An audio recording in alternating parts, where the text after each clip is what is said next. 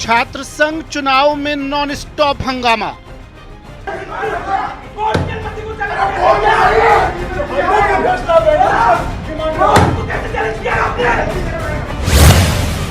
Rajasthan university में high voltage drama.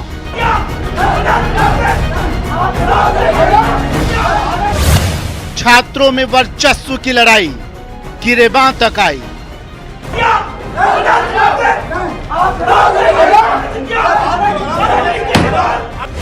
नामांकन रद्द होने पर एबीवीपी नेताओं का तांडव।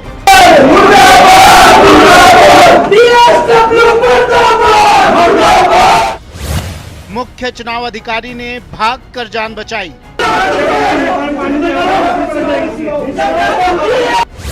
निहारिका भानु समर्थकों में भी दिखा टकराव।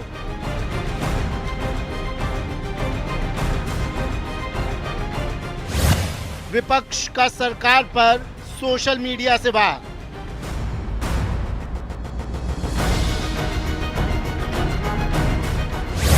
छात्र संघ चुनाव में सत्ता के दुरुपयोग का आरोप। एक किसी नेता का फोन आता है और ये बिके हुए हैं, सब लोग बिके हुए हैं। ये लोग बच्चों की हत्या कर रहे हैं, 4 घंटे से कोई मीटिंग नहीं कर रहे, केवल हत्या करने का काम विश्वविद्यालय में हो रहा है। विपक्ष के आरोपों पर कांग्रेस का पलटवार।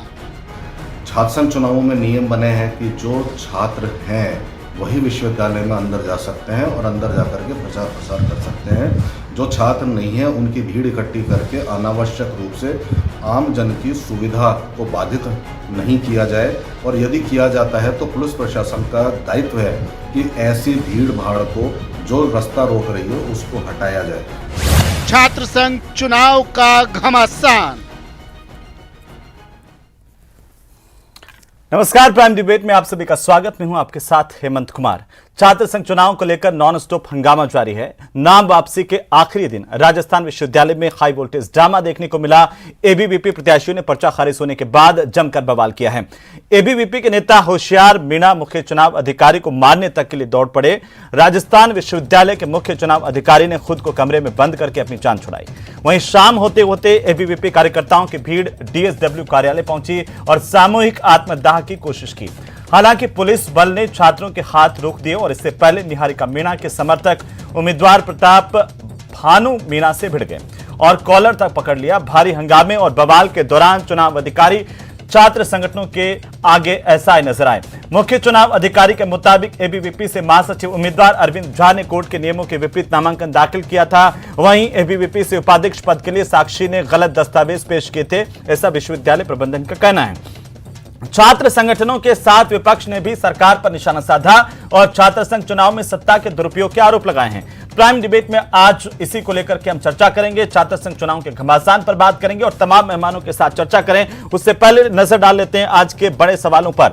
सवाल नंबर 1 सबसे पहले देख लेते हैं, गुंडागर्दी पर आखिरकार क्या कड़ा एक्शन होना चाहिए, क्योंकि छात्र संघ चुनाव को लेकर के बाकायदा गाइडलाइन है लिंगदो कमेटी की, और उसका किस तरीके से पालन हो रहा है या नहीं हो रहा, ये जिम्मेदारी भी विश्वविद्यालय प्रशासन की है। तो सबसे पहला सवाल, गुंडागर्दी पर क्या कड़ा एक्शन होना चाहिए। सवाल नंबर 2 जो कि अपने आप में बहुत महत्वपूर्ण है कि नामांकन खारिज होने की क्या जांच की जानी चाहिए, क्योंकि इसमें भी अपने एक नियम है कि नामांकन में अगर किसी तरह की कोई खामी है तो इसे ग्रीवेंस कमेटी के पास भेजा जाना चाहिए। छात्रों से बात होनी चाहिए। छात्रों का आरोप है कि उनसे बात नहीं की गई, तो क्या इसकी जांच होनी चाहिए। और साथ ही साथ ये सवाल भी बहुत महत्वपूर्ण है। तीसरे सवाल पर नजर डालिए कि प्रत्याशियों और विपक्ष के आरोप आखिरकार क्या वाकई में सही है, क्योंकि जिस तरीके से छात्र आरोप लगा रहे हैं सरकार पर, उनको लेकर के आपस में बड़े भी अब बयानबाजी में कूद गए हैं, चाहे वो हनुमान बेनीवाल हो, सतीश पूनिया हो या दूसरे नेताओं, और कांग्रेस की तरफ से भी स्वर्णिम चतुर्वेदी का बयान आया है। तमाम बातें हैं। और जिस तरह से आज विश्वविद्यालय में जो तस्वीरें देखने को मिली लगातार पिछले 2 दिन से, आज और कल पर अगर निगाह डालते हैं तो यहां पर हंगामा है, लाठीचार्ज है और एक दूसरे पर आरोप प्रत्यारोप है। आज भी कमोबेश इसी तरह की तस्वीरें हैं। तो सवाल अब इस बात को लेकर के कि छात्र संघ चुनाव में आखिरकार ये घमासान इस तरह से क्यों बढ़ता जा रहा है। हमारे साथ कुछ खास मेहमान जुड़ गए हैं। मैं सबसे पहले उनका परिचय आपसे करवा दूं। जितेंद्र शिमाली हमारे साथ हैं, भारतीय जनता पार्टी के नेता।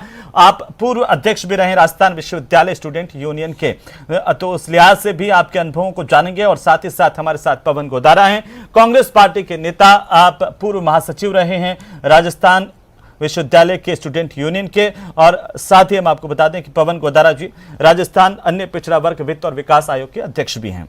वहीं हमारे साथ है मिथिलेश जैमिनी, वरिष्ठ पत्रकार के तौर पर इन्होंने बहुत सारे चुनाव देखे हैं। क्या कितना बदलाव हुआ है राजस्थान विश्वविद्यालय के चुनाव में, कितना हंगामा बढ़ गया है, सरकार पर आरोप प्रत्यारोप और सीधा क्या हस्तक्षेप भी सरकार का है, इसको भी हम जानने की कोशिश करेंगे। तो इन्हीं सवाल जवाबों के बीच में आज चर्चा की शुरुआत करते हैं। बहुत बहुत स्वागत है आप सभी मेहमानों का। और सबसे पहले शुरुआत करेंगे पवन गोदारा जी आपसे। देखिए, राजस्थान विश्वविद्यालय के छात्र संघ चुनावों को आपने बहुत करीब से देखा है, खुद भी आप महासचिव रहे हैं और इसके बाद ही आप मुख्य धारा के राजनीति में आए। लेकिन आज जिस तरह की तस्वीरें हमने देखी हैं, उन्हें लेकर आपका पहला रिएक्शन क्या है? क्योंकि सीधे सीधे आरोप हैं भारतीय जनता पार्टी के भी और सीधे सीधे आरोप हैं एबीवीपी के भी, अखिल भारतीय विद्यार्थी परिषद के भी, कि सरकार जो है अब वो अपनी हठधर्मिता चला रही है। पवन गोदारा जी, देखिए, निश्चित तौर पर मैं कहूँगा कभी भी कोई बात होती है तो विपक्ष का सरकार पर आरोप लगाना निश्चित तौर पर उनका काम यही है कि सरकार पर आरोप लगाएं। हम शुरू से चुनाव देख रहे हैं। 1994 में राजस्थान विश्वविद्यालय में मेरा दाखिला हुआ, तब से लेकर आज दिन तक हम राजस्थान विश्वविद्यालय के चुनावों में देख रहे हैं। मैं चुनाव भी जीता। जितेंद्र श्रीमाली जी यहाँ बैठे हैं, इनके ज़माने भी चुनाव होते थे। निश्चित तौर पर चुनावों में मतभेद होते थे, मनभेद जैसी बात कभी नहीं थी। विद्यार्थी परिषद हो, चाहे एनएसयूआई हो या निर्दलीय लड़ने वाले लोग हों, सब छात्र हितों के लिए संघर्ष करते थे। एक सौहार्दपूर्ण वातावरण में चुनाव होते थे। छात्र राजनीति अपनी जगह थी, आपसी संबंध अपनी जगह थी। किंतु आज जो जिस प्रकार का वातावरण हमें देखने को मिल रहा है, पिछले 2 दिनों में हमने देखा, तो ये छात्र राजनीति के लिए किसी भी प्रकार से सही नहीं है। रही बात सरकार की, तो सरकार का छात्र राजनीति में या विश्वविद्यालय की वर्तमान की चुनावी व्यवस्था में सरकार का किसी भी प्रकार का कोई हस्तक्षेप नहीं है। ना ही कोई सरकार का मंत्री का हस्तक्षेप है, ना ही सरकार का किसी भी प्रकार का विश्वविद्यालय प्रशासन पर या पुलिस प्रशासन पर कोई दबाव है। तो फिर आखिरकार सिर्फ एबीवीपी के प्रत्याशियों के नामांकन क्यों खारिज किए गए? ये सवाल एबीवीपी के छात्र नेता दिन भर से उठा रहे हैं और पूछ रहे हैं कि क्या नियमों को दरकिनार करके इस तरह से किया गया है, और वो मांग कर रहे हैं कि इस तरह से नामांकन खारिज होने की जांच की जानी चाहिए। गोदारा जी, नामांकन खारिज, ये उनकी मांग भी उचित है कि अगर नामांकन खारिज करने की जांच की जानी चाहिए। किंतु अगर नामांकन कोई खारिज हुआ है तो कहीं ना कहीं उस नामांकन में कोई खामी रही होगी। विश्वविद्यालय प्रशासन बिना किसी जांच के नामांकन खारिज नहीं करता, क्योंकि न्यायपालिका भी है, ऊपर भी कई जगह है, तो निश्चित तौर पर कुछ ना कुछ तो खामी रही होगी। जहाँ तक छात्रों की मांग है, जांच की जानी चाहिए, उनकी मांग भी जायज़ है। अगर किसी के छात्र के साथ, चाहे वो किसी भी पार्टी का हो, वर्तमान की राजस्थान की कांग्रेस सरकार किसी भी पार्टी से ऊपर, आपने सुना होगा कि तस्वीरों में साफ कह रहे हैं कि एक नेता का फोन आता है और उसके बाद विश्वविद्यालय प्रशासन इस तरह से रिएक्ट करता है। ना छात्र नेताओं की बात सुनी जाती है, ना ही उनकी परेशानियों को सुना जाता है। और सीधे सीधे सतीश पुनिया ने भी आरोप लगाए कि कभी एबीवीपी पर लाठीचार्ज कर रहे हैं। ये जनरल डायर की सरकार है। सतीश पुनिया ने तो अपने ट्विटर पर यह भी लिखा है। देखिए, सतीश जी का कहना जायज है, क्योंकि विपक्ष की भूमिका में है और किसी भी बात के लिए सरकार को जिम्मेदार ठहराना बहुत आसान बात है। आरोप लगाना आसान है, कहना आसान है कि किसी नेता का फोन आया। जी, जितेंद्र श्रीमाली जी, नहीं तो मैं ठीक है, मैं आता हूं गोदारा साहब, वापस आता हूं आपके पास। जितेंद्र श्रीमाली जी, सबके एक एक कमेंट हो जाए। जितेंद्र श्रीमाली जी, देखिए, सबसे पहले तो मैं बात ये कहना चाहूंगा कि हमने बहुत चुनाव देखे हैं। मैंने स्वयं ने चुनाव लड़ा है और इस विश्वविद्यालय का इतिहास और विश्वविद्यालय की गरिमा भी हमने देखी है कि यह जो चुनाव हो रहा है इस बार, यह चुनाव एनएसयूआई या एबीवीपी के बीच में चुनाव नहीं हो रहा, ये राजस्थान सरकार और एबीवीपी के बीच में चुनाव हो रहा है। और एबीवीपी के सामने राजस्थान सरकार ने अपनी पूरी हठधर्मिता, आप ये देखिए, चुनाव की घोषणा हुई, अशोक गहलोत ने जिस समय घोषणा करी उस समय से इसके मन के अंदर पाप था और इस पाप की सजा इस कांग्रेस पार्टी को मिलेगी। जब ये कांग्रेस को हमने ये कहा, सरकार ने ये चुनाव जिस प्रकार से कराए, शॉर्ट टाइम के अंदर इन्होंने पूरे एडमिशन होने से पहले जिस प्रकार से ये चुनाव की घोषणा करी, बार बार कहते रहे कि चुनाव पूरे तरह से ये संभव नहीं है क्योंकि एडमिशन नहीं हुए, पर इन्होंने इन के प्रकार चुनाव की प्रक्रिया चालू कर दी और चुनाव कराने लगे। उसके बाद के अंदर विश्वविद्यालय के अंदर जिस प्रकार का माहौल बनाया, विश्वविद्यालय के अंदर कुलपति और सारा प्रशासन, विश्वविद्यालय प्रशासन ये राजस्थान सरकार के हाथों की कठपुतली बन करके जिस प्रकार के हम काम देख रहे हैं, और चुनाव करा कौन रहा है? सरकार। लेकिन शिमाली साहब ये एक सवाल मैं आपसे जरूर पूछूंगा, बाकी सारी चीजें ठीक है, एबीवीपी के जो आरोप थे उनका जवाब मैंने लिया, लेकिन एक सवाल का जवाब मेरा आप दीजिए कि क्या इस तरह की गुंडागर्दी जायज है क्या?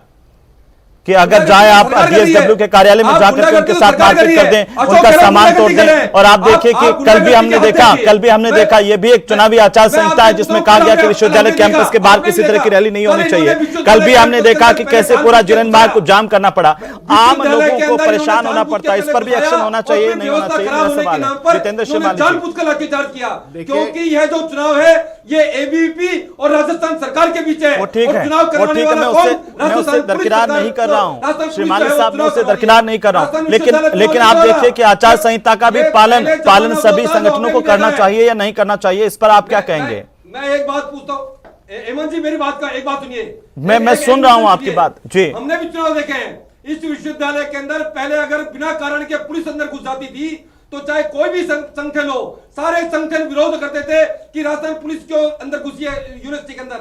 आज तो चुनाव ही करा रही है, पुलिस चुनाव करा रही है, पूरा प्रशासन राजस्थान पुलिस चला रही है।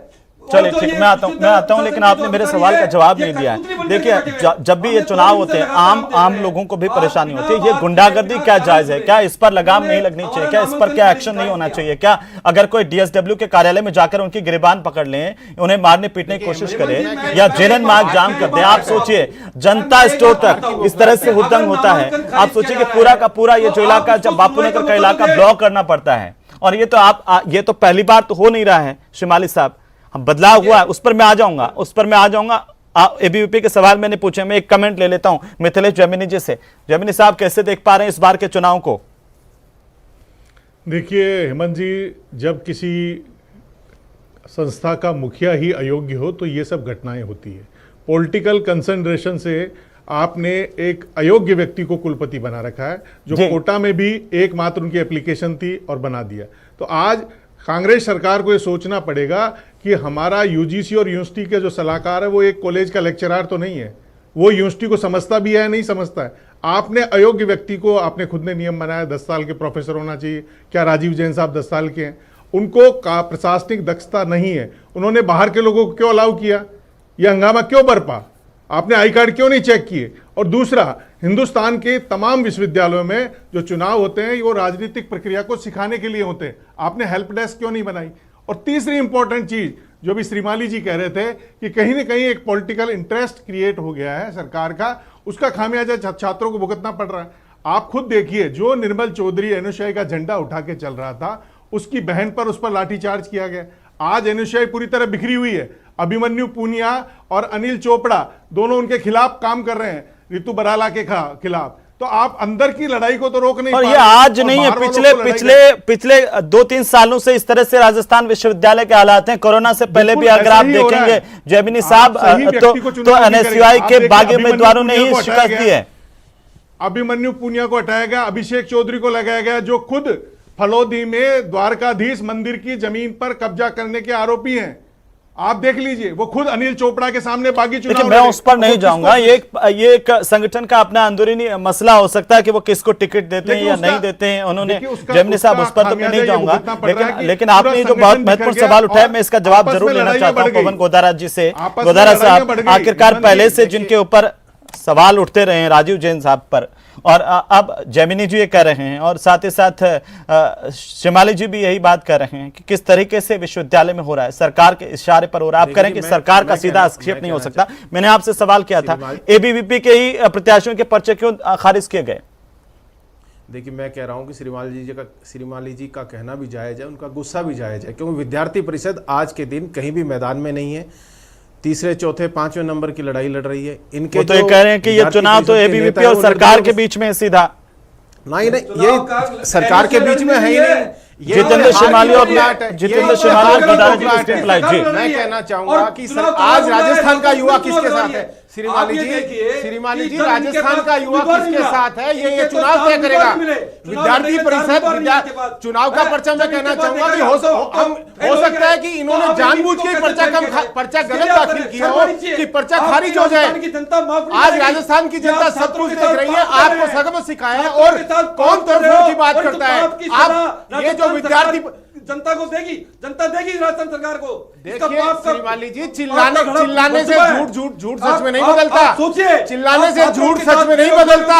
विद्यार्थी परिषद की बात करें या श्रीमाली जी की बात करें, आज श्रीमाली जी को आप देखिए, मंत्री पद आ गए, श्रीमाली जी को देखिए, और आप यहाँ बैठ करके श्रीमाली जी आप प्रकार से कर रहे हैं। नहीं, एक बार दोनों शांत हो जाए तो मैं एक सवाल आप दोनों से करना चाहता हूँ बारी बारी से। अगर आप कहते हैं मंत्री पैसे खा गए, आपकी सरकार तो पैसे लेके आप एक दूसरे पर आरोप प्रत्यारोप तो लगा रहे हैं, अंदर क्या हो रहा है, आप एक दूसरे पर आरोप प्रत्यारोप तो लगा रहे हैं पवन गोदारा जी, लेकिन क्या ये सच नहीं है कि राजस्थान विश्वविद्यालय के स्टूडेंट्स ने एनएसयूआई एबीवीपी दोनों को नकार दिया? पिछले 2 चुनाव से हम देख रहे हैं तोड़फोड़ की राजनीति करते हैं। और रही बात इनकी विद्यार्थी परिषद में, पुनः कहना चाहूंगा विद्यार्थी परिषद मैदान में ही नहीं है। विद्यार्थी परिषद किसी भी प्रकार से आज चुनाव में मैदान में नहीं है। विद्यार्थी परिषद तीसरे या चौथे नंबर की लड़ाई लड़ रही है। विद्यार्थी परिषद का पूरा पैनल तीसरे या चौथे नंबर की लड़ाई लड़ रहा है।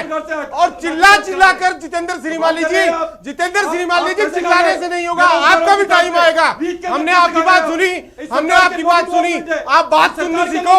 आप अगर चिल्ला कर बात करोगे, चिल्लाने से वोट नहीं मिलने वाले हैं। आपके कहने से राजस्थान विश्वविद्यालय में इससे अच्छा श्रीमाली जी आप जाकर 2 वोट मांगिए, राजस्थान विश्वविद्यालय में अपने प्रत्याशियों के लिए आपको वोट देंगे। सरकार को कोसने से वोट नहीं मिलने वाले हैं। अब ये राजस्थान विश्वविद्यालय का चुनाव का नतीजा तय करेगा कि श्रीमाली जी सही कह रहे हैं या राजस्थान का युवा सही कह रहा है। इन्होंने किसानों पर अत्याचार किया, युवाओं पर अत्याचार किया। भारतीय जनता पार्टी हो चाहे विद्यार्थी परिषद हो, हमेशा किसानों की विरोधी रही है, युवाओं की विरोधी रही है। ये संकीर्ण मानसिकता की पार्टी है, संकीर्ण मानसिकता पर इनकी सोच टिकी हुई है। चलिए ठीक है, आप दोनों शांत हो जाइए, दोनों शांत हो जाइए। एक कमेंट जमीनी जी से लेना चाहता हूँ। मितेश जमीनी जी, एक दूसरे पर आरोप प्रत्यारोप और आपके सवाल का अभी जवाब देना इनसे बाकी है, लेकिन इतना बताइए कि राजस्थान विश्वविद्यालय के छात्रों ने क्या एबीवीपी और एनएसयूआई दोनों को नहीं नकार दिया है पिछले 2 चुनाव से? जो छात्र जमीनी जी, जो कांग्रेस पार्टी में किसान वर्ग का लोग, अगर आप बड़े ही ऐसे लड़ेंगे फिर उन छात्रों को क्या दोष दें जो विश्वविद्यालय में पढ़ रहे हैं? मैं पुनः कहना चाहूंगा सरकार का शांत होइए ना दोनों आप। जमीनी जी को भी बोलने दीजिए। गोदारा जी, पवन गोदारा जी, पवन जी ये सब नहीं जा रहा है। पवन जी मैं आपसे रिक्वेस्ट कर रहा हूँ। पवन जी और जितेंद्र श्रीमाली जी दोनों से मैं आपसे रिक्वेस्ट कर रहा हूँ, आप तो बड़े हैं ना, कम से कम इस बात को सोचिए। आज प्रदेश की जनता अगर आपको देख रही है और आप यहाँ पर देश के सबसे बड़े न्यूज नेटवर्क पर बैठे हुए हैं, अगर आप इस तरह से एक दूसरे की बात नहीं सुन करके सिर्फ अपनी बातों को ही कहते रहेंगे, ये ठीक है क्या? आपका चेहरा प्रदेश की जनता देख रही है इस वक्त, आप चुप होंगे दोनों? जितेंद्र श्रीमाली जी 1 मिनट चुप होंगे दोनों, और गोदारा जी चलिए। जमीनी साहब एक कमेंट दीजिए, अगर आप ये मुझे बताइए कि इस वक्त जो हालात हैं, क्या छात्र संघ चुनाव जो है छात्र संघर्ष चुनाव में तब्दील हो गए क्या? और ये बड़े जब इस तरह से कर रहे हैं तो फिर जो युवाओं को हम क्या कहेंगे? जमीनी साहब 1 मिनट, दोनों शांत हो जाइए ना, एक कमेंट लेने दीजिए। गोदारा साहब आपको मेरी आवाज मिल रही है क्या? गोदारा साहब आपको आवाज मिल रही है क्या? कोई नहीं सुन पा रहा है ऐसे, प्रदेश की जनता आपको नहीं सुन पा रही है। अगर इस तरह से करेंगे तो एक एक करके कमेंट करेंगे तभी सुनेगी। गोदारा साहब पानी पीजिए थोड़ा सा। जमीनी साहब सवाल का जवाब दीजिए। मैंने सवाल सुना, पानी पी लीजिए। सवाल रिपीट कीजिए। सवाल में ये जानना चाह रहा था कि पिछले अगर हम 3 चुनाव को देखें तो एबीवीपी और एनएसयूआई दोनों को ही तो राजस्थान विश्वविद्यालय के छात्रों ने नकार दिया है। बिल्कुल, देखिए जब तक आप कांग्रेस या एबीवीपी, जब तक आप कंफ्यूजन में रहेंगे और कंफ्यूजन में एक्शन लेंगे तो यही हाल होंगे। आप जो आदमी आपके लिए सही प्रत्याशी है उसका चयन नहीं करेंगे तो आप यही होगा। आज कांग्रेस में हालत देख लीजिए कि मंत्री मुरारीलाल मीणा जी की बेटी निहारिका चुनाव लड़ रही है और निर्मल चौधरी चुनाव लड़ रहे हैं जो भाकर साहब के, मुकेश भाकर जी के हैं। जब सचिन पायलट प्रकरण हुआ तो अभिमन्यु पूनिया को हटा के अभिषेक चौधरी को बनाया गया, राकेश पारिक को हटाया गया, मुकेश भाकर को हटा के गणेश गोगरा को बनाया गया। तो ये जो हटाया और लगाया गया उसका सारा रिएक्शन आपको राजस्थान यूनिवर्सिटी में देखने को मिल रहा है। ये हाई वोल्टेज ड्रामा इसीलिए क्रिएट हुआ क्योंकि उन नेताओं ने भी अपनी नाक का सवाल बना दिया है। और जो सबको पता है कि पायलट बनाम अशोक गहलोत जो कांग्रेस में चल रहा है वो राजस्थान विश्वविद्यालय में प्रत्यक्ष रूप से दिख रहा है। जो नरेश मीणा जब कहीं भी प्रचार करने जा रहे हैं तो वह सचिन पायलट जिंदाबाद के नारे लग रहे हैं। तो ये साफ जाहिर है कि जो आपकी पीसीसी की लड़ाई है, जो आपकी पीसीसी की लड़ाई अब छात्रों तक पहुंच गई है और उसका खामियाजा आपको भुगतना पड़ेगा, आप सबको साथ लेके। लेकिन जैमिनी साहब मैं थोड़ा सा आपको रोक रहा हूं, जो मुख्य चुनाव अधिकारी है राजस्थान विश्वविद्यालय के हर्ष द्विवेदी,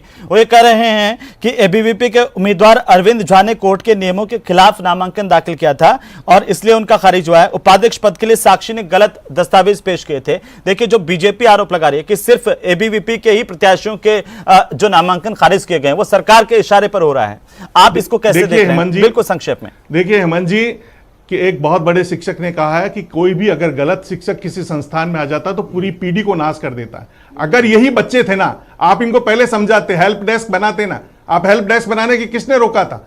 ये जो यूनिवर्सिटी के चुनाव है ये राजनीतिक प्रतिशोध से नहीं होने चाहिए, ये समन्वय से होने चाहिए। ये उन्हीं के बच्चे हैं। इन छात्रों को पहले समझाना चाहिए था भाई ये तुम्हारे में कमी है, आप पूरा कीजिए। आप हेल्प डेस्क क्यों नहीं बनाई? हेल्पलाइन नंबर अशोक गहलोत जी ने बना रखे 181, आपने क्यों नहीं बनाए छात्रों की समस्याएं दूर करने के लिए? आज जब इस डिजिटल युग में आप अपने बच्चों को, जो एक पढ़े लिखे बच्चों को ये नहीं बता पाए कि रूल्स एंड रेगुलेशन ये है, ऐसे आपको अप्लाई करना है, इसका मतलब आपके पास जब अयोग्य व्यक्ति होंगे जो सिफारिश पे राजीव गांधी स्टेट सर्किल की सिफारिश पर कुलपति बने, उन सिफारिश करने वालों को बेनकाब करना चाहिए अशोक गहलोत जी को। आपने ऐसे अयोग्य व्यक्ति को कुलपति क्यों बनवाया? आप इसे देखेंगे तो दो एबीवीपी सरकार पर दाग लगा रहे हैं।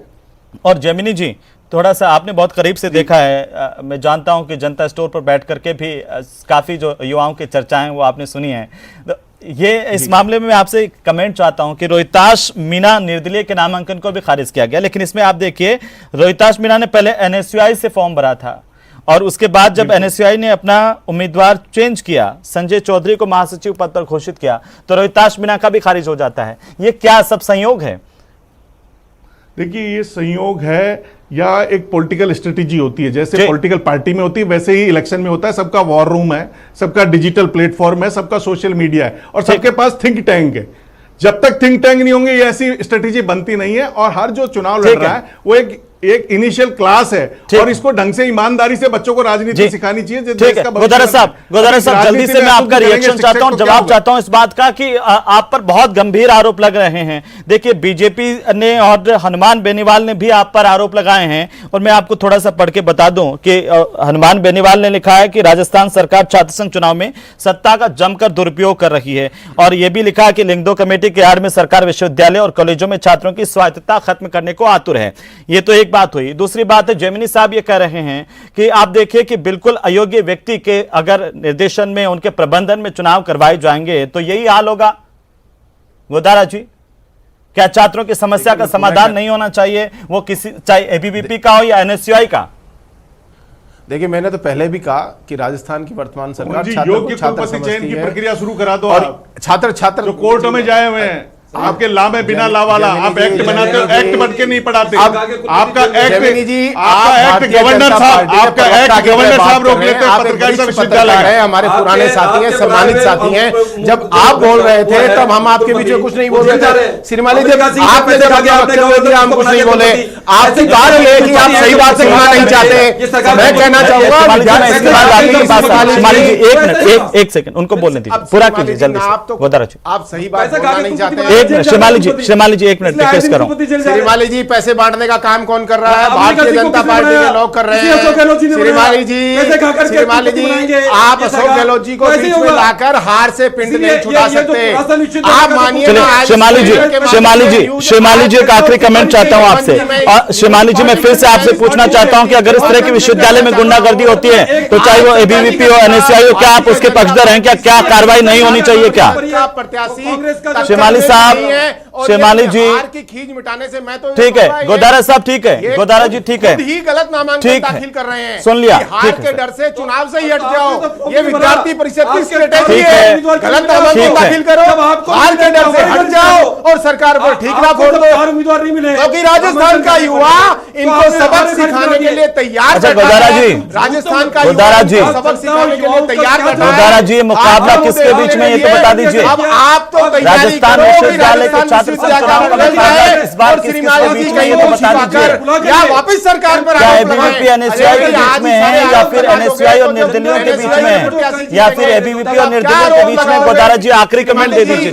चलिए गोदारा जी, गोदारा जी, आप तो छात्र नेता रहे हैं, आप आखिरी कमेंट दे दीजिए, थोड़ा सा बता दीजिए। चरित्र है ना इनका चेहरा है। मैं पुनः कहना चाहूंगा चाहे भारतीय जनता पार्टी हो, इस बार का संग्राम किसके बीच में राजस्थान विश्वविद्यालय का, इतना बता दीजिए गोदारा जी। आज इनका चेहरा युवाओं के सामने बेनकाम हो चुका है। जो कमेरी वर्ग है, इन्होंने जो किसानों पर अत्याचार किए हैं, किसानों के बेटे जो विश्वविद्यालय में पढ़ और रहे हैं, इसीलिए तो एनएसयूआई से दो बागी है, किसानों पर अत्याचार एनएसयूआई से दो बागी और सीधी चुनौती दे रहे हैं। एसटी के हो, निहारिका जोरवाल करें कि आप अपना दम दिखाएंगे। जितेंद्र शेमाली, जितेंद्र शेमाली आखिरी कमेंट चाहता हूँ। गोदारा जी प्लीज शांत हो जाइए, शेमाली जी का आखिरी कमेंट दे दीजिए। गोदारा जी, गोदारा जी, गोदारा जी, मैं रिक्वेस्ट कर रहा हूँ, एक आखिरी कमेंट लेने दीजिए। सर फोड़ने का काम करते हो और मैं कहूंगा कि हमारे जो युवा छोटे भाई बहन है इस लाठीचार्ज क्यों कर रहे हो भाई बहनों पे? सिखाएंगे। लाठीचार्ज क्यों कर रहे हो भाई बहनों पे? प्रदेश की जनता बड़े नेताओं से सीखे, राजस्थान विश्वविद्यालय के युवा भी इनसे सीखें कि आखिरकार अपनी बात कैसे रखी जाए, आरोप प्रत्यारोप कैसे होने चाहिए। लेकिन लिंगदो कमेटी की जो सिफारिशें हैं वो छात्र संघ चुनाव में लागू होनी चाहिए। को दूध पिला दिया झूठ बोलकर, ये एक झूठ को 100 बार बोलते हैं कि इनका झूठ ही सच लगने लगे। और मैं पुनः कहना चाहूंगा, ये तो सिर्फ और सिर्फ धर्म के नाम पर, सांप्रदायिकता के नाम पर राजनीति करते हैं। ना इनको विकास से कोई लेना देना है, ना इनको किसान की पीड़ा से कोई लेना देना है, ना इनको हमारे जो आदिवासी भाई है उनकी पीड़ा से लेना देना है। आदिवासियों पर अत्याचार करने का काम किया तो भारतीय जनता पार्टी ने किया, किसानों पर डंडे बरसाने का काम किया तो भारतीय जनता पार्टी ने किया। और जब आदिवासियों किसान से बैठा, राजस्थान को विराम दीजिए। और मिथिलेश जैमिनी जी बहुत शुक्रिया आपका भी, जितेंद्र शेमाली जी आपका भी शुक्रिया। मैं चाहता था कि छात्रों की समस्याओं को लेकर के, उनके मुद्दों को लेकर शांतिपूर्ण तरीके से डिबेट हो, लेकिन आपने अपने नेताओं को देखा। अब आखिरकार राजस्थान विश्वविद्यालय का भविष्य युवा किसके सिर पर तय जो है वो ले जाना चाहेगा, किसको देना चाहेगा, इसका फैसला राजस्थान विश्वविद्यालय के ही युवा करेंगे। इस डिबेट को भी देखिए और साथ ही साथ ये भी तय कीजिए कि आखिरकार हमारी राजनीति किस तरीके से कहां जा रही है। नमस्कार।